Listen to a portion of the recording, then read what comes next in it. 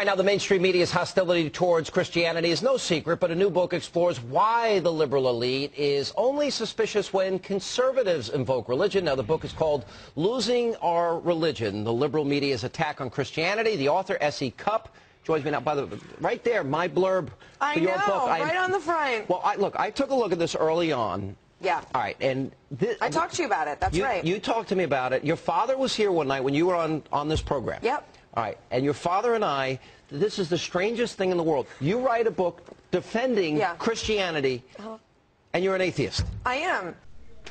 But doesn't that make me the perfect candidate? I mean, how objective can I be about this when I don't have a dog in this fight? And because she love it. And because she love it. Yeah, but you see, I don't believe you're an atheist. I think you're more agnostic. An atheist holds out no possibility that there's a God. Do you hold out a possibility that universes within universes, the majesty of creation, that you don't hold out any possibility there's a God? Sean, today I don't believe in God, but I'm open to being converted. I am. And you know that agnostic, then. You're not an atheist. All right. Today I don't believe in God. I don't believe that there's a God today. So how do you... I think to be an atheist, you have to believe that something can come from nothing. I mean, because the majesty of creation is so beyond our comprehension. You know, Stephen Hawking's, how many universes within universes within universes, the depth of this, you think it just happened randomly?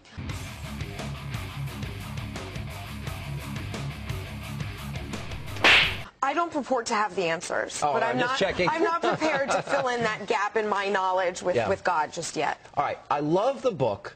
You make a great point here, because you say liberal media worships Hollywood, they worship celebrity, they worship politicians. Yep, environmentalism. Sure. You say all of this, so worship is okay as long as it's secular. Well, yeah, as long as it doesn't involve Christ or God. I mean, God is like porn.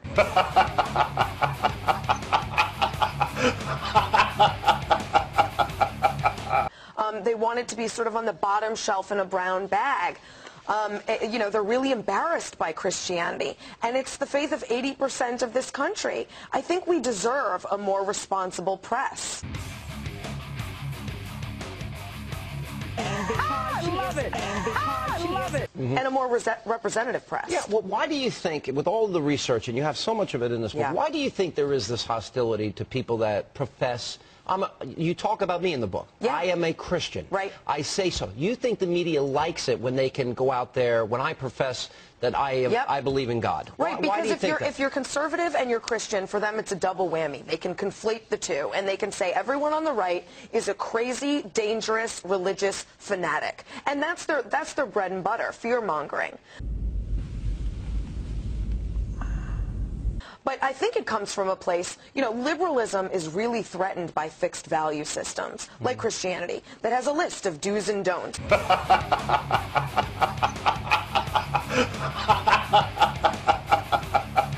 But what is it? So I mentioned that I believe in God. Yeah.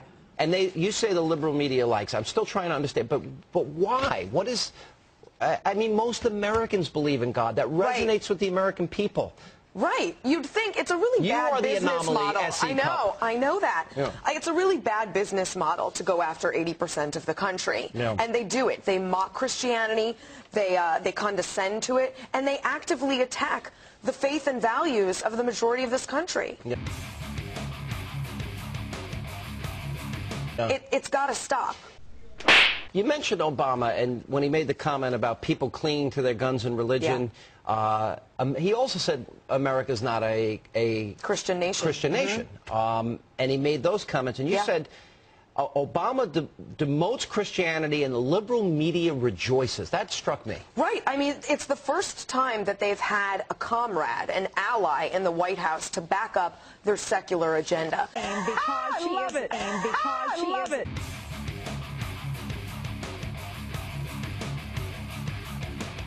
This is a guy who is very uncomfortable with public worship. He's always elevating atheism to the level of Christianity and Judaism and Islam when they're not the same. They are apples and oranges. But it took him a long time to denounce Reverend Wright, which I think And he embraced black liberation theology. When you read his books, he was inspired. He was fortified as he was out on the road. He the liberal media didn't cover that, though. I mean, I do a comparison in one chapter between Sarah Palin's Pentecostalism and Barack Obama's black liberation theology. Sarah Palin's Pentecostalism is basically the broad Christianity of the majority of the country.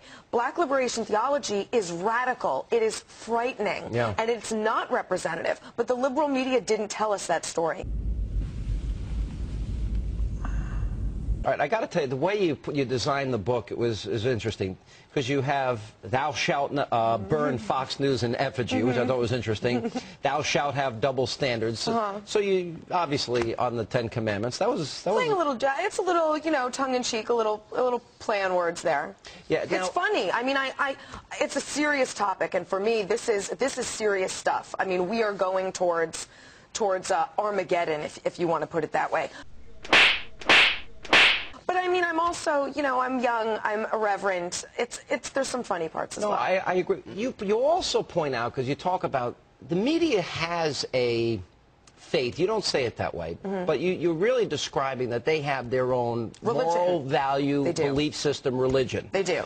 And, you know, for example, you point out some of their hypocrisy. And because she love it. And because she love it. Here you have best-selling books by Ann Coulter, Sean Hannity, others. Here you have best-selling books by Ann Coulter, Sean Hannity, others, and you mention them in the book. They don't get reviewed by the New York Times. Right. It's not just a question of, you know, do we cover Christian issues, which they don't, or when we do cover Christian issues, do we do it fairly? They don't.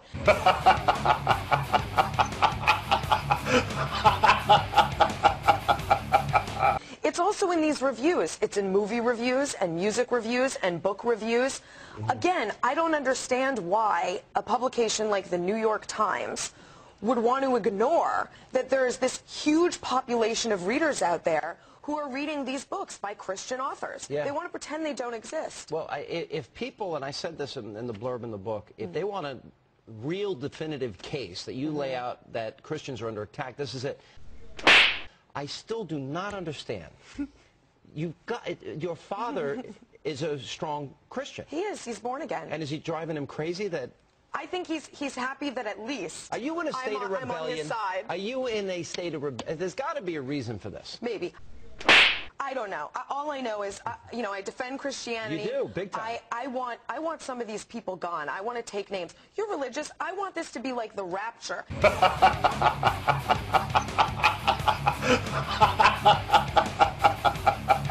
And all that's left of them is their shoes.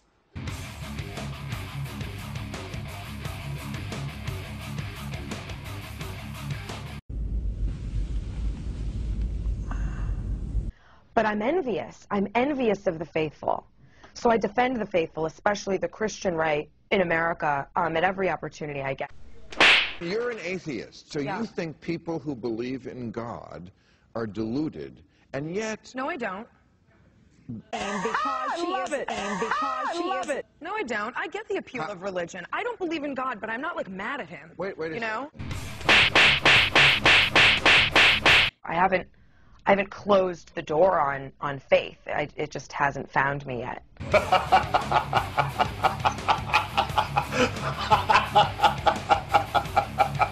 I really aspire to be a person of faith one day.